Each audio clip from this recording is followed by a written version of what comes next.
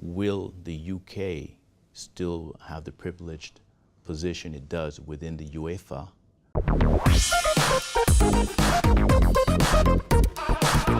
So Chris, how can we get a yield while managing the risk of default?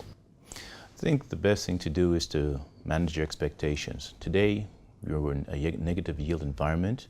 You should be looking at yields from companies that actually do have a product that the consumer wants to buy. I would stay away from banks. Therefore, I'm looking at companies such as Samsung, Apple, who actually do have customers and do have a viable product.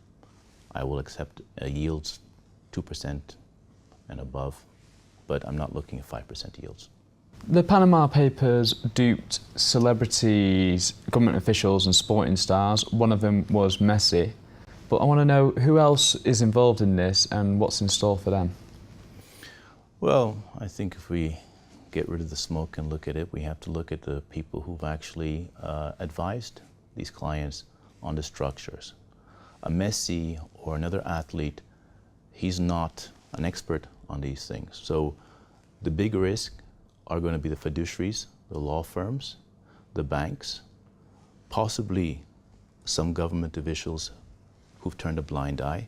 Those are the people who are most at risk. Okay. And Leicester City shocked everyone by winning the Premier League last season. What investments are in store for the clubs and how will the owners make a profit?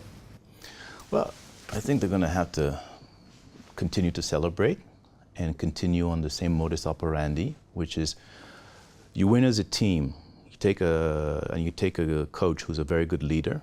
So I think that the way that this whole process began, the fruit that it's borne, show that if you get players who are committed to going to their 100%, then you can build a winning franchise. That franchise will generate profits based on marketing, advertising, and also on the sale of players and derivatives. What will the owners do? Well, the owners have several options. They can sell the club and cash in, or they can sell players and bring in other players and create a new system whereby they can bring in players that can be developed and sold, because the real business of football is how much you get in the transfer market. So Chris, Brexit, people voted to leave the EU. How's it going to affect the football industry? Well, I'm glad that Brexit won. I think it's in the interest of the UK economy. With regards to football, I think that what's going to happen is that there are going to be questions raised with regards to transfers between English teams and European teams. I think there'll also be questions as to how the taxation of international players is going to be looked at. And more importantly, will the UK still have the privileged position it does within the UEFA organization? These are questions that will probably come to the surface now. Well, thank you, Chris, for joining us in our studios once again. You're welcome. Thank you.